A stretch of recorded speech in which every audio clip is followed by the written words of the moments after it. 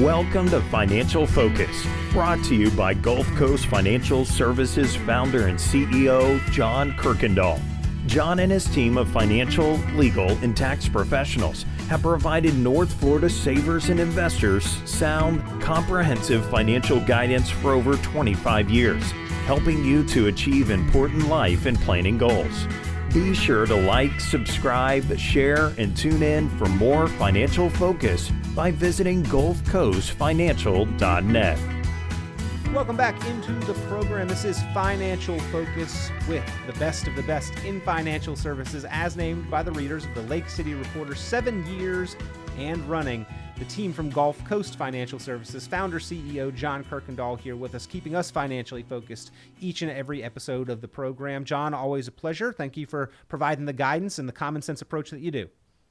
Thank you, Peter. It's great to be here. I really enjoy our time together and the fact that hopefully we can impart some knowledge out there and talk about some things that are current and also help our listeners answer some questions about what they need to know about financial planning, taxes, insurance, and all the other things that we discuss here. Well, I know that you get a lot of questions there in your office. You get a lot of questions submitted to the website, GulfCoastFinancial.net, ladies and gentlemen. You can go right to the contact page. If you'd like to hear a question addressed on air, you're welcome to submit it there. Or if you'd like to speak about it one-on-one with a team member there from Gulf Coast Financial Services, pick up the phone, give a call, 386-755-9018, 386-755-9018. We'll address a few of those questions that have been submitted a little later in the program. But John, I want to talk about taking risk. And we take risks at certain points in our life. Sometimes we're thrill-seeking. We're out on an adventure. We may take a risk. Maybe we take a risk and change a job for career or family advancement. Sure.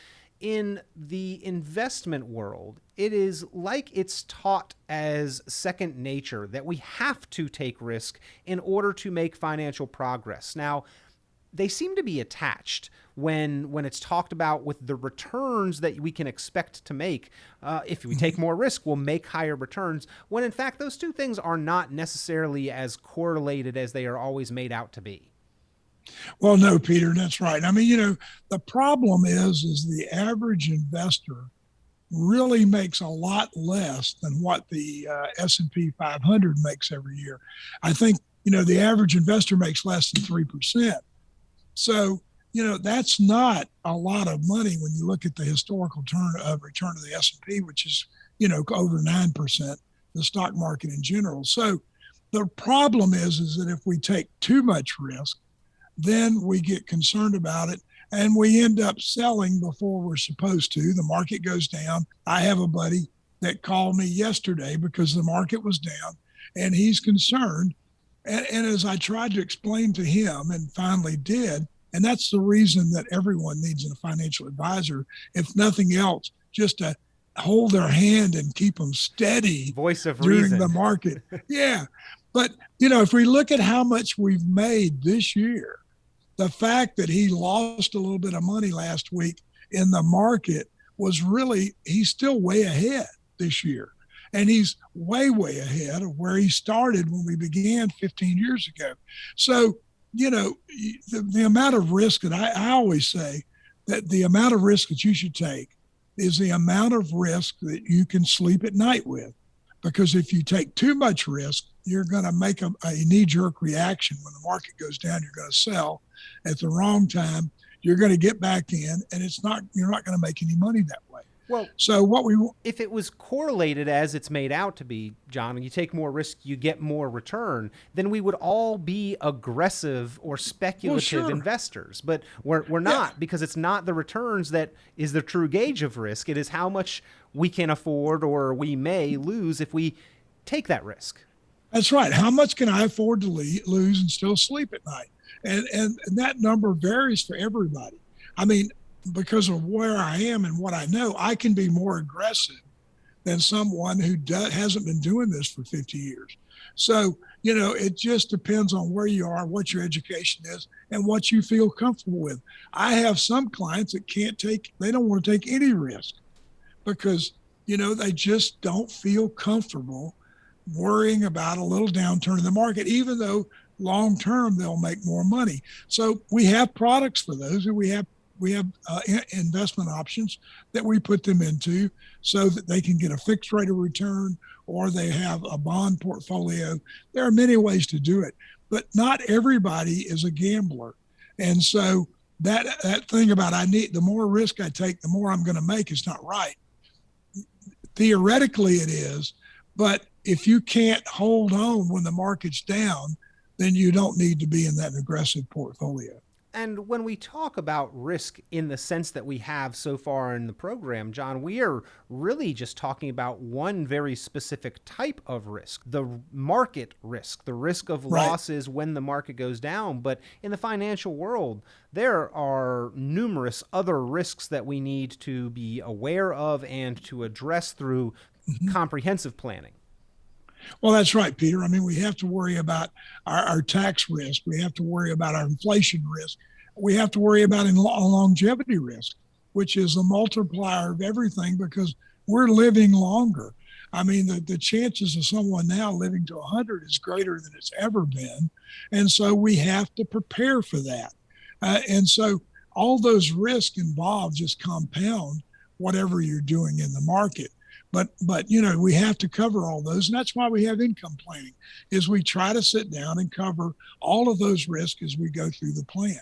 Well, if you would like to come up with that comprehensive plan to identify and address the many risks that we do face in our financial life each and every day, pick up the phone, give the team from the Gulf Coast Financial Services a call. They'd be happy to speak with you. John and his team have been serving clients for 30 years, helping them plan proactively, and repeatedly been named best of the best 7 years in running by the readers of the Lake City Reporter in financial services.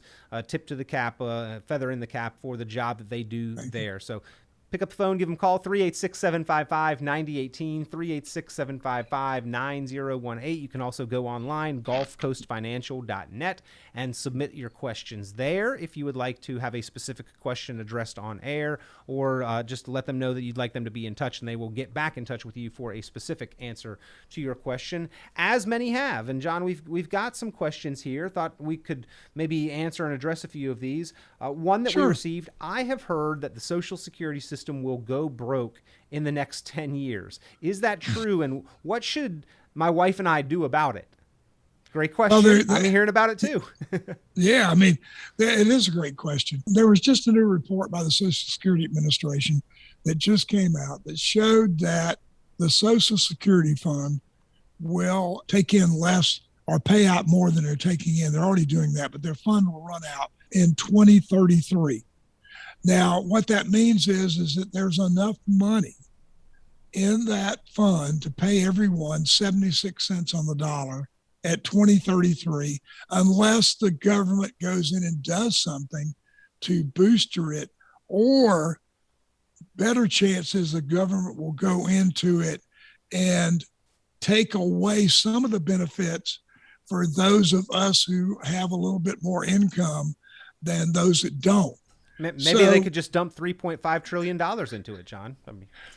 They could, but they need that for global warming and other things, and so I'm not sure that they're going to be able to find that. I jest, but there are things that they have done before to adjust and make it a little bit different benefit, but make it solvent so that they could continue paying those promised benefits. And some of us are going to feel the effects of that, Peter, because the way that the last time this happened was during the Jimmy Carter administration. And Jimmy Carter's administration came out and they said, okay, we're going to notch out of our Social Security benefit those that were born, I think it was from 1920 to 1925. And those people would get 75 cents of the dollars owed them. And so their benefit was cut 25%. And that kept Social Security funded. And we haven't had any problems since. But those people never got their money back. And so when they passed away, which most of them now are gone, there was never any benefit paid to anyone on the money that they didn't get. So the good chance is that there are going to be some of us that are going to pay the price for not having it there. And so one of the new calculators that we just got in was, okay, let's plan your Social Security now, and then let's plan it if there was a haircut. And so you only got 76 cents on the dollar. How's that going to look over your retirement? And I think that's something that we need to be looking at. If that's what they're telling us, take it at face value and include that in planning projections. Yeah. It would make sense to me and make me feel a little bit more confident that what I have is going to be something that I, at least in theory, can count and rely on. But of course, it's the government, so we know things can change. Hopefully, they make some adjustments and change it for the better. Another thing that they've done is sort of graduate out the full retirement age. And if I'm 41, if I had to wait an extra year or two to solidify the system and know at least something was there for me, I think I'd be willing to do that at this point in time. And if my son had to wait a little longer, maybe he needs to in order to make sure the system is there, but also make sure that he eventually gets something as well. I think that would be a change that would be proactive and well thought through. They've done it before. They could do it again. John, another question that was submitted on the website, on the contact page at gulfcoastfinancial.net. Do I need to take an RMD this year? I didn't have to take one last year. Okay, if you were taking RMDs, then yes, you have to take one in 2021. Last year, due to COVID, our RMDs were waived. Now, if you're 71 or 71 and you haven't taken one because of the RMDs were waived last year, then you don't have to take one until next year. So RMDs were moved from 70 to 72.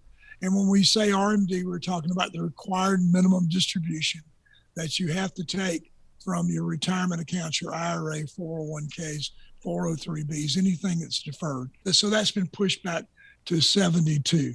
But if you were taking them prior to that, like I was, not that I wanted to, but I have to, then we have to take one this year because they're back in. Number of other questions here, and I think many of them we've answered, we've talked about.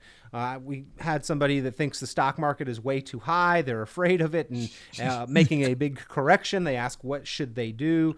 Had another person that I guess they want to start a business in retirement. They ask, what should it be? What steps do I need to take in order to get my affairs in order? That's in air quotes there. I like this next one. Is it important to have a new Roth IRA account each time you do a Roth conversion? Because they mention the 5-year rule. Now, John, as I understand it, that 5 years is from the very first time the account is open. You don't have to wait 5 years from every additional dollar that's converted or put in, correct? Correct. If we're doing a Roth conversion, we can do them into the same account. The 5 years was because of the startup and the 5 years earning test. But, if you're over 59 and a half anyway, and you're doing a conversion, then there's no problem anyway, because you can take the money out anytime you wanted to. Forget about the 5-year rule. So yeah, you can put it in the same account. Actually, you can combine them. I'm amazed at the number of accounts that different people have. They retire and they've got 4 401ks out here and a couple of Roth IRAs and a couple of IRAs. Why don't you combine all that stuff and get it where you can manage it and find out what your real risk is, because you're not doing that if you've got them all separated. So again, these are things that with the help, the guidance of a qualified, experienced financial professional, you might be able to get some clarity on, whether it's a quick question you want a direct answer to, you want to hear discussed on the radio, or if you'd like to sit down for a confidential, one-on-one, thorough review and strategy session of your comprehensive plan. Pick up the phone, give Gulf Coast Financial Services, John Kuykendall and his team a call, 386-755-9018, 386-755-9018, or you can go online and you can be in touch on that contact page at gulfcoastfinancial.net, gulfcoastfinancial.net. You got any ideas for the business to start up in retirement, John? Well, one of the best things for a business starting off is certainly, the simple IRAs work really well. You match 3% of whatever the employee puts up. There's no cost as far as 5,500 accounting and all the things that are expensive with a 401. So that's what I would recommend. And certainly I would start off with some key man life insurance, because it's a way to build some cash value and also to keep the company covered. A lot of times people pass away and leave the the businesses to their family, and they don't have the money to either run them or either, hold on to them until they can sell them. But one thing's for certain, when we go into business, we need to think about the plan for one day getting out of that business and how we are going to do that. That doesn't start the day that you start thinking about selling your business. That starts the day that you think about going into business. And so plan for retirement early, save often and as much as possible. Right, John? That's right. I mean, you want to do that, but you want to save every dollar you can. You're going to need it for retirement. Things are not getting cheaper. Things are going to get a lot more expensive. Peter, everything is so complicated now because everything, Medicare, Social Security, the amount of Social Security is taxed, how much I'm paying for Medicare Part B, all of those are commingled into how much I make each year. Things are going to change with the government. We know taxes are going up. We know things are going to get different. It's constantly evolving. And if you don't know where you are, come see us and let us help you with that. Get a handle on it, ladies and gentlemen. You've got a resource. North Central Florida savers and investors have counted on them for 30 years, and they've been named best of the best in financial services the last 7 years straight and running. The team from Gulf Coast Financial Services, John Kuykendall there to provide that guidance. Give a call, 386-755-9018, 386-755-9018. Again, that's 386-755-9018. John, we always appreciate your time here on the program. Thank you, Peter. It's great being here. Have a good week. Be sure to like, subscribe, share, and tune in for more financial focus by visiting GulfCoastFinancial.net. The information presented on this program is provided for informational purposes only, without warranty of accuracy, completeness, or suitability for a particular purpose. This program is not intended to be and does not constitute financial, investment, legal, or tax advice. This information is general in nature and not specific enough to be construed as advice. You should not make any decision based on the information presented on this program without independent consultation with an appropriately licensed professional or competent advisor. Investment in securities or the market involves a potential risk for loss of principal. Trading, therefore, may not be suitable for all listeners. Annuity guarantees are based solely on the financial strength and claims-paying ability of the issuing company. Withdrawals of growth from annuities may be taxable as ordinary income in the year it is taken. Individuals should review contracts for specific details of the product's features and costs. Early withdrawals may subject the owner to penalties, fees, or taxes. John Kuykendall is registered with and securities are offered through Kovac Securities, Inc., member FINRA SIPC, found online at www.kovacsecurities.com. Advisory services are offered through Gulf Coast Financial Services, Inc., a registered investment advisor in Florida. Gulf Coast Financial Services, Inc. is not affiliated with Kovac Securities, Inc. or Kovac Advisors, Inc. Past performance is not indicative of future results. All investing involves risk. Investment decisions should be based on your own goals, time horizon, and tolerance for risk. Due to various factors including changing market conditions and/or applicable laws, the content may no longer be reflective of current opinions or positions.